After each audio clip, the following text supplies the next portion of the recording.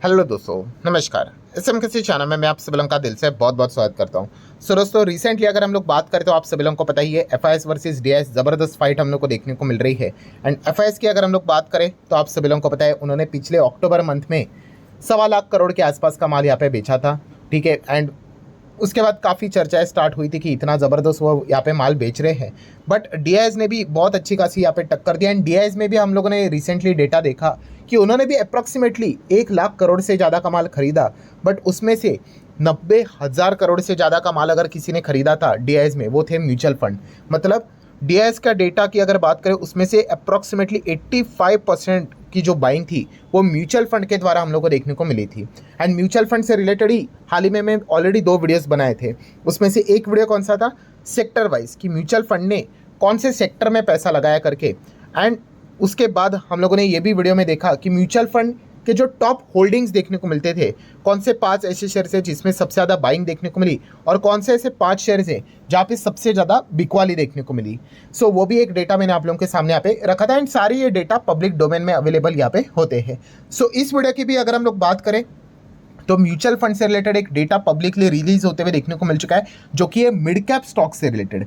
Yes, अभी की जो बिकवाली हम लोग को देखने को मिली है जहाँ पे म्यूचुअल फंड ने जबरदस्त बाइंग की है, तो कौन से ऐसे स्टॉक्स है जहाँ पे मैक्सिमम हम लोग को बाइंग होते हुए देखने को मिल चुकी है म्यूचुअल फंड के द्वारा मिड कैप कंपनीज में, वो मैं आपके सामने यहाँ पे रखना चाहूँगा। एंड डिस्क्लेमर क्लियर कट है, ये कोई मेरा डेटा है नहीं, ना तो कोई रिकमेंडेशन है कि खरीदो बेचो होल्ड करो एवरेज करो करके। ये जस्ट मैं इन्फॉर्मेशन आप लोगों को प्रोवाइड कर रहा हूँ। आप चाहो तो आप इन कंपनीज को स्टडी कर सकते हो। 15 कंपनी की लिस्ट हम लोग को फिलहाल तो पब्लिक डोमेन में आते हुए देखने को मिल चुकी है। सो स्टार्ट करते हैं। पहली कंपनी है दोस्तों जिसका नाम है Dixon technologies. Yes, Dixon tech की अगर हम लोग बात करेंगे, ठीक है, अभी वैसे भी ये कंपनी काफ़ी बड़ी यहाँ पे बन चुकी है। ठीक है। सो फिलहाल हम कह सकते हैं 14 से 15,000 के आसपास ये स्टॉक देखने को मिल रहा है। पिछले महीने भर का परफॉर्मेंस 4% डाउन, 6 महीने का परफॉर्मेंस काफ़ी अच्छा है। ठीक है, इतना ज़्यादा हम लोगों को इसमें गिरावट देखने को यहाँ पे नहीं मिली है। बट डेफिनेटली हम कह सकते हैं म्यूचुअल फंड का एक अच्छा कॉन्ट्रीब्यूशन डिक्सन टेक में देखने को मिल रहा है। इलेक्ट्रॉनिक गैजेट्स में कंपनी काम करती है, आप सभी लोगों को अच्छी तरीके से पता ही है। नेक्स्ट अगर हम लोग बात करेंगे दोस्तों तो इस कंपनी का नाम है Hindustan petroleum corporation limited, HPCL. So HPCL की अगर हम लोग बात करें पिछले एक महीने में ये तो काफ़ी अच्छा गिरा, 13 से 14% के बीच में। काफ़ी लोगों को ऐसी गलतफहमियां हो जाती है कि म्यूचुअल फंड खरीद रहा है मतलब भाई स्टॉक तो रॉकेट बनेगा, ऐसा बिल्कुल भी होता है नहीं। ठीक है, काफ़ी सारे प्लेयर्स होते हैं भाई शेयर बाजार में, डीआईएस भी होते हैं, म्यूचुअल फंड भी होते हैं, एलआईसी भी होता है, बड़े बड़े इंस्टीट्यूशंस भी होते हैं। ठीक है, तो ये पॉइंट हम लोग को अच्छी तरह से पता होना चाहिए। सो एचपीसीएल में भी हम यहाँ पे कह सकते हैं कि म्यूचुअल फंड के द्वारा अच्छी बाइंग देखने को यहाँ पे मिल चुके हैं, पब्लिक डोमेन में डेटा देखने को मिल रहा है। नेक्स्ट अगर हम लोग बात करेंगे दोस्तों तो कोफोर्ज की बात करेंगे। 50,000 करोड़ के मार्केट कैप वाली कंपनी आईटी स्पेस में काम करती है। पिछले 6 महीने का डेटा हम देख सकते हैं, ये तो बिल्कुल अलग दुनिया में ही चल रहा है। पिछले 1 महीने में भी काफ़ी अच्छा किया है, मतलब हम कह सकते हैं कि ये कंपनी बिल्कुल टॉप लेवल पे चलते हुए देखने को मिल रही है। अगेन कह रहा हूँ, जो बिगनर्स होते हैं उनका सबसे मतलब खराब अगर कोई फॉर्मूला होता है तो वो एक ही होता है कि जो भाग रहा है इज इक्वल टू बाय। अरे भाई ऐसा करोगे तो भाई बैंड ही बच जाएगी। बिजनेस देखकर खरीदना होता है, दुनिया भर की और कोई चीज़ें देखनी नहीं होती है। ठीक है, बट जो एक बिगनर होता है वो इमोशनली क्या करता है, शेयर्स को खरीद लेता है। और इमोशन में सबसे ज़्यादा फेवरेट पॉइंट कौन सा होता है, आइदर सबसे सस्ता वाला स्टॉक या फिर कोई स्टॉक ऐसे ऊपर है बहुत 1,000-2,000 का और एकदम से जोरदार नीचे गिर के वो सस्ता हो गया इसीलिए। ठीक है, मतलब वही सस्ते वाली कैटेगरी, या फिर जो रॉकेट की तरह भागते ही जा रहे हैं, रोज सुबह उठकर चेक करते हैं अरे भाग रहा है 100 का 200, 200 का 1,000, 1,000 का 2,000, बस तो बस उसीलिए वो मन बना लेता है कि खरीद लेते करके। ऐसा अगर करोगे तो आप अटक जाओगे। तो ये बार बार मैं आप लोगों को रिमाइंडर देते रहता हूँ लर्निंग पर्पज से रिलेटेड। सो यस, कोफोर्ज में भी म्यूचुअल फंड ने अच्छी खासी प्रीवियस मंथ में यहाँ पे बाइंग की है। नेक्स्ट बात करेंगे दोस्तों तो पॉलिसी बाजार, पीबी फिनटेक इस नाम से जानी जाती है कंपनी। ठीक है, इसमें भी हम लोग को शुरुआत में ज़बरदस्त गिरावट देखने को मिली थी। ठीक है, ये भी कंपनी लगातार घाटे में चल रही थी एंड उसके बाद ब्रेक इवन आने के बाद इसमें भी बहुत अच्छा खासा तेज़ी देखने को यहाँ पे मिल चुका है। ब्रेक इवन मतलब ऐसा पॉइंट होता है जहाँ पे कंपनी लगातार माइनस माइनस करते करते करते एक ऐसा पॉइंट आता है जहाँ पे नो प्रॉफिट नो लॉस देखने को मिल जाता है। अभी एग्जैक्टली जीरो तो होता है नहीं, बट उसके बाद पता चलता है कि हाँ अभी ये कंपनी ने इतना प्रॉफिट को कम कर दिया, लॉस को कम कर दिया कि अब ये प्रॉफिट में आएगी। जोमेटो में भी हम लोग को ये चीज़ देखने को यहाँ पे मिली थी। सो डेफिनेटली पीबी फिनटेक का भी नाम फिलहाल तो हम लोग को इस लिस्ट में देखने को मिल रहा है। आगे बढ़ेंगे दोस्तों तो परसिस्टेंट सिस्टम, एक और आईटी स्पेस में काम करने वाली कंपनी, पिछले 1 महीने में ये भी अच्छा कर चुका है, 6 महीने में ये भी टॉप लेवल पे चल रहा है। मतलब कुछ आईटी वाली कंपनियां ऐसी है जो काफ़ी दमदार परफॉर्मेंस यहाँ पे दे रही है। सो डेफिनेटली आप चाहो तो इस कंपनी को भी स्टडी कर सकते हैं। पहले कंपनी काफ़ी हायर लेवल पे देखने को मिलती है, अभी कॉर्पोरेट एक्शन के बाद 5,000 के करीब ये स्टॉक चलते हुए देखने को मिल रहा है। नेक्स्ट कंपनी जिसका नाम है फेडरल बैंक। फेडरल बैंक की बात करें, पिछले महीने भर में काफ़ी अच्छा परफॉर्मेंस है, इनके नंबर्स भी काफ़ी इंप्रेसिव देखने को मिले थे एंड उसी का शायद से नतीजा है कि म्यूचुअल फंड ने भी यहाँ पे अच्छी खासी बाइंग करके यहाँ पे रखी हुई है। और एक इंपॉर्टेंट चीज़, म्यूचुअल फंड जहाँ पे भी ब्लाइंडली बाय कर रहे हैं, फॉरेन इन्वेस्टर भी जहाँ पे बाय कर रहे हैं, इसका अर्थ ये नहीं कि आप भी ब्लाइंडली बाय करो। मैंने काफ़ी बार कहा ये प्लेयर्स हमेशा आते जाते रहते हैं, ठीक है, ना तो ये परमानेंटली टिकते ना तो परमानेंटली एग्जिट होते, तो ये पॉइंट आपको हमेशा पता है यहाँ पे होना चाहिए। सो फेडरल बैंक को भी आप चाहो तो डेफिनेटली स्टडी कर सकते हो। आगे बढ़ेंगे दोस्तों तो सोना कॉमस्टार की बात करेंगे, ठीक है, तो ये ऑटो एंसिलरी वाली कंपनी है।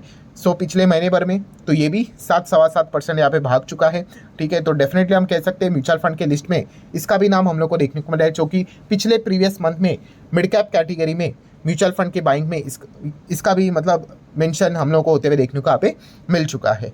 आगे बढ़ेंगे दोस्तों तो यहाँ पे है नाम इंडस टावर का। सो इंडस टावर भी अगर हम लोग यहाँ पे कहें तो म्यूचुअल फंड के लिस्ट में हम लोग को शामिल होते हुए देखने को यहाँ पे मिल चुका है, जहाँ पे प्रीवियस मंथ में उन्होंने बाइंग यहाँ पे की थी, ठीक है। वैसे तो मंथली परफॉर्मेंस अगर हम लोग देखें तो इतना कुछ खास रहा नहीं है, 12 से 13% की नेट गिरावट ही हम लोग को देखने को यहाँ पे मिल चुकी है, तो ये वाला पॉइंट भी आप लोगों को अच्छी तरीके से पता है यहाँ पे होना चाहिए। इंडस टावर की बात करें, इनको तो वोडाफोन आइडिया ने तो काफ़ी परेशान करके यहाँ पे रखा हुआ है। नेक्स्ट आगे बढ़ेंगे दोस्तों तो रियल एस्टेट में काम करने वाली कंपनी, बड़े बड़े मॉल्स में काम करने वाली कंपनी फिनिक्स मिल्स। सो फिनिक्स मिल्स की अगर हम लोग बात करें, ये भी हम लोग को म्यूचुअल फंड के लिस्ट में देखने को मिल रहा है। इसको भी हम लोगों ने 1-2 बार कवर किया था पीडीएफ स्ट्रैटेजी के वक्त कि ज़्यादा से ज़्यादा आपको यहाँ पे प्रमोटर एफआईएस डीआईएस ही देखने को मिलेंगे, पब्लिक तो यहाँ पे ज़्यादा मतलब आपको बिल्कुल ही देखने को नहीं मिलेगी, ठीक है। अगर आप शेयर होल्डिंग पैटर्न को चेक करोगे तो आपको अंदाजा आ जाएगा। वैसे प्रीवियस मंथ के हिसाब से देखा गया तो ये भी स्टॉक्स हम लोग को 6-7% अप्रॉक्सीमेटली डाउन ही देखने को यहाँ पे मिल चुका है। 50,000 करोड़ का मार्केट कैप है इस कंपनी का, चाहो तो आप इसको स्टडी कर सकते हो। आगे बढ़ेंगे दोस्तों तो अजंता फार्मा। अजंता फार्मा की बात करेंगे, नाम से ही पता यहाँ पे चल जाता है, पिछले मंथ का परफॉर्मेंस इतना कुछ खास नहीं रहा, 6 से 7% की गिरावट है। बट यस, जो लिस्ट पब्लिश यहाँ पे हम लोग को होते हुए देखने को मिल चुकी है म्यूचुअल फंड के, इसमें इसका भी नाम देखने को मिला है। 35,000 करोड़ के आसपास का मार्केट कैप इस कंपनी का देखने को मिल जाता है। मैक्सिमम चार्ट पैटर्न कैसा है वो तो अच्छा ही देखने को मिल जाएगा, but yes again same cheese prove होते हुए देखने को मिल जाती है। हर किसी का ध्यान इधर जाएगा बट कोई इधर नहीं देखेगा भाई। इसके पहले वो कंपनी कितनी बार क्रैश यहाँ पे हुई थी, 50% क्रैश यहाँ पे हो जाते हैं। तो याद रखना, लॉन्ग टर्म में पैसा वही बनाता है भाई जो बड़ी गिरावट को झेल सके, ठीक है। आपने देखा ही होगा जैसे अभी गिरावट देखने को मिल चुकी है, कितने लोग सरेंडर हो गए, कितने लोगों ने रोना धोना स्टार्ट कर दिया, मार्केट से सनलाइज लेने की बात कर दी, डिमैट अकाउंट उड़ा देंगे ये बात कर दी। तो ये दर्शाता है भाई कि ये मेंटली हम लोग को मार्केट के लिए प्रिपेयर होते हुए देखने को नहीं मिले हैं, ठीक है। और जो इन सिचुएशंस के साथ डील कर लेगा बस वो मार्केट में असली लंबी अवधि में टिक पाएगा और वही पैसा यहाँ पे बना पाएगा। आगे बढ़ेंगे दोस्तों तो हिताची एनर्जी इंडिया लिमिटेड, जिसका नाम अभी पावर इंडिया यहाँ पे हो चुका है।